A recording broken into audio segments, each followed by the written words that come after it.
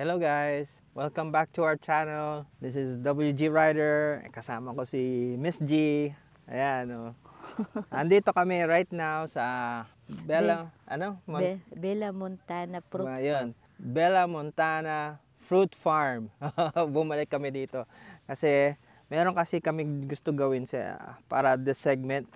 So para relax lang kami, nasa outdoor, and Zuki nasa likod. Chillax lang kami. I just want to give you some insight regarding sa mga new items. Okay, after being used for a week so far, 1 week ko palang ginagamit. So let's start off with the helmet. Actually, it's very good kasi it fits my face really well. Pati din yung tenga ko, considering how big. And nilagyan ko na siya ng intercom. Hindi ko man nararamdaman kung nasaan yung intercom. I just hear it. Maganda siya. And then yung visor itself. Yun nga, it was only a challenge dito. Because itong chin mount ko, okay, as you can see, tinanggal ko dun sa dati kong helmet.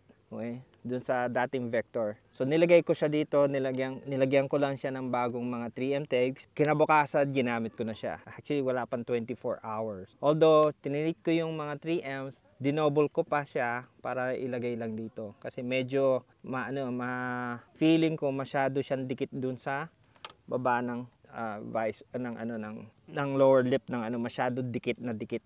Tapos baka mamaya bumigay kasi kulang yung adhesive nakalagay. Kasi the weight of the camera. And then also, na-sacrifice yung isang vent sa baba. Pero yung dito sa taas, okay pa ito. Yan, right there. So nabubukas sara. I keep it open kasi parang it's summer. Honestly, it's very light compared talaga do sa as you know, kasi nga carbon siya. It's very quiet pag nakasarado yung mga vent. Well, not this vent, pero yung vent dito sa taas. Show you first. Ayan.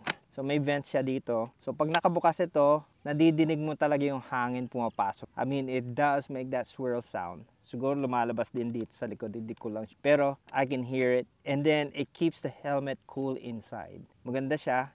But if you close it, tahimik yung helmet mismo. Dahil sa thick yung mga yung mga linings niya dito, as in talaga nako-close out dito. So konti lang yung hangin except for dito lang. Yan, konting hangin pumapasok diyan. And I guess that's the reason dapat lagi ito nakabukas, especially during summertime. Para yung helmet itself, it's not too hot inside. But it is very comfortable. Binubuksan ko to, tinitiis ko na lang yung ingay, but it's just like dito lang naman yung ingay. It's not deafening or it's not gonna ruin your ear. It's not even high pitch. It's just alam nyo, meron hangin lang dumadaan sa taas ng helmet. Nadidinig nyo lang siya. Pero pag sinara, wala.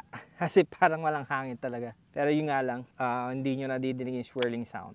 Which is, hindi naman siya nakakairita. It keeps you aware gaano kabilis yung takbo mo. The day na ginamit ko na siya, actually, nag-test ride ako ng mga Ducati bikes dito sa Ducati Clark. If you have watched that video already, nakikita nyo naman siguro yung speed nakalagay doon. And just because of this helmet, naralaman ko na gaano kabilis na ako tumatakbo and makes me aware. Makes me look down, so nakikita nyo, I always throttle down na get back to the speed. But then again, it's a Ducati, it's a temptation. And then, here, with the new Aegis Q8 na binili ko, I rarely lift up the antenna. Nakalagi nakababang ganun. And so far, okay, sound is good. I mean, even with speaking with somebody on the intercom, it's awesome. The sound, even the music is nice because it's yung helmet niya.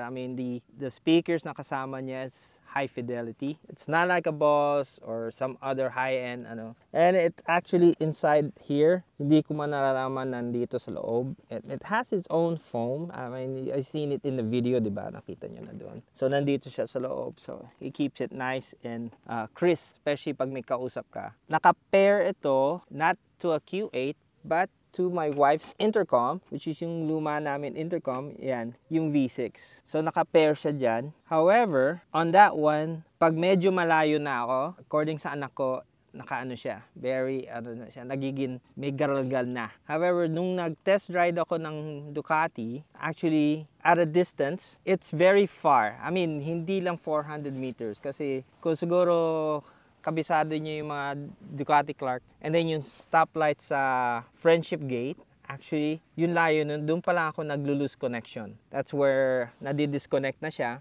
And then it's the same place kung saan ako magre-reconnect. it actually automatically reconnects with that V6. Hindi siya yung kailangan pa i-reconnect or not. No.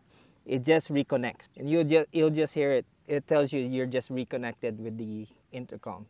So, connected ka ulit. Dear, kamusta naman nung tayo ay papunta dito? Kamusta naman yung sound? Malinaw siya Kesa doon sa dati? kaysa sa dati. Tingnan Mas natin. malinaw siya kasi kahit nung hindi tayo nakaalis sa bahay, lahat ng kaluskos madidinig. Ayun. So, ayun, very sensitive yung mic niya. Okay.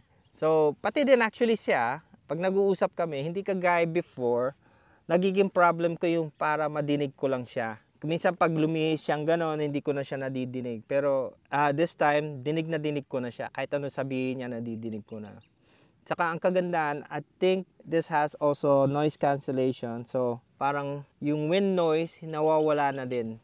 And also the other noises na nadidinig sa daan, nawawala na din siya. Nakaka-cancel niya na. So, it's very good. I mean, for an intercom that's not that expensive, actually it's only like 3,000 plus pesos for just one unit sa Lazada, sa Aegis shop nila doon. I mean, you could buy it there. Just for one piece, it's 3,000 plus. It's worth it naman, actually, kung totoo. And it pairs with almost any, I haven't tried any other, but according to what I've read, it can actually connect to everything else.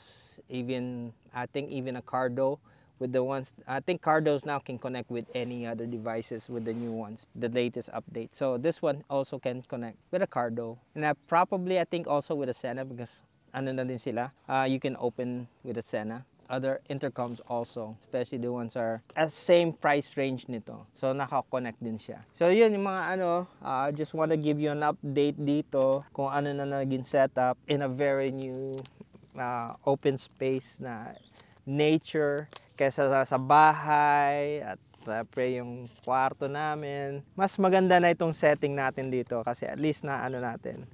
So, yun lang. We just wanted to give you an update here and, chill out sa nature and everything. Well, for sure, itong helmet ito, ma-enjoy ko do for the next maybe 5 or 8 years again. Huwag kayo mag-alala. Maalaga ako sa helmet ko. So, if you notice the other one, kahit ito, tingnan nyo. There's hardly any scratches on it. Pati yung visor niya, it's nice and clean. Lagi ko nililinis yan. And then, hopefully, this will last long. That unit lasts me already for 3 years. So, hopefully, this one will last me another 3 years din. Actually, bibilang ko din siya after maybe a month or so. Papalitan ko din yan. Tapos ibibigay ko sa anak ko. Kasi yung isang ganito, binigay ko na sa anak ko. Bibili daw siya ng isa pang helmet. So, yung unit na yan, ilalagay ko din sa kanya. Para kaming lahat, kaming apat, pag nag-ride kami, we could actually speak to each other para hindi kami naboboring. Although, hindi ko pa masubukan ng music sharing nito kasi according to what I've read, ito hindi niya ma-share dito sa mga V6. It has to be also with another Q8. Maybe the higher models, pwede niya pa. But not the lower models. Pero still, ang kagandahan sa kanya, I mean, the mere fact na makakapag-connect kami and it's very nice and clear. Ayan. And then with the helmet, satisfied ako dahil hindi masakit ang mukha ko. It's very comfortable. Hindi din siya mainit. Although yung dati din, hindi din mainit. Kaya lang ang problema yung inner lining niya bumibigay na kasi medyo apit-pit na. So ito, although it's still new, so well-formed sa mukha ko. Although nagsusuot ako ng balaclava, pero not the thick one na more. Manipis na lang siya, saka madali na siya ipasok sa... Kasi ayoko din na yung mukha ko nakadikit din sa inner lining. Baka hyperallergenic, pero once you start sweating, there's no such thing as hyperallergenic unless pagdating mo sa bahay, laban mo ulit. Kasi sometimes, matagal din bago ko nalalaban. So, it's better to have the balaclava para soak up your sweat. Yun na lang ang laban mo. Suot mo na lang. So guys, thank you. If you liked the video, please don't forget to subscribe and click on that notification bell. And give us 2 thumbs up if you liked it. And if you have any comments, leave it in the bottom. Para mabasa naman namin, magkwentuhan naman tayo doon sa comment section. What do you feel about the Vector 2 Carbon and the Aegis Q8? What are your experience? And what else na natin dito? If you have any questions, bakit kamahal-mahal ng helmet ko? Tapos, bakit hindi Cardo or Sena yung binili ko dito? Kahit sana Cardo Spirit lang, di ba? Halos kapresyo lang ng ano. Na halos mahal lang ng konti dito per unit. Pero Cardo pa rin, considering para sa isang mamahalin din na helmet. Well, just leave it there. Now, gladly to answer your questions. Magkwentuhan tayo doon. Yeah, Miss G, have any parting words bago tayo mag-say goodbye? Wala, kasi wala pa akong new helmet. Ayun.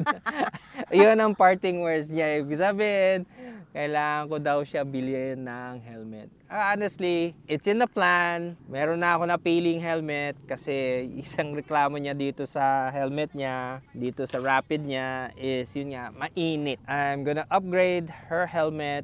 Not to this category, but something a lot more, mas presko, more comfortable to be wearing, and double visor na siya para in case na kailangan gusto niyang buksan yung helmet niya, ay yung outer visor niya, pwede niyang buksan, may inner visor siya para hindi siya nasisil. So, next time guys, see you. Thank you for watching, and remember guys, always ride safe and keep your heads, your nuggets cool. Walang road rage ha. Thank you. Goodbye.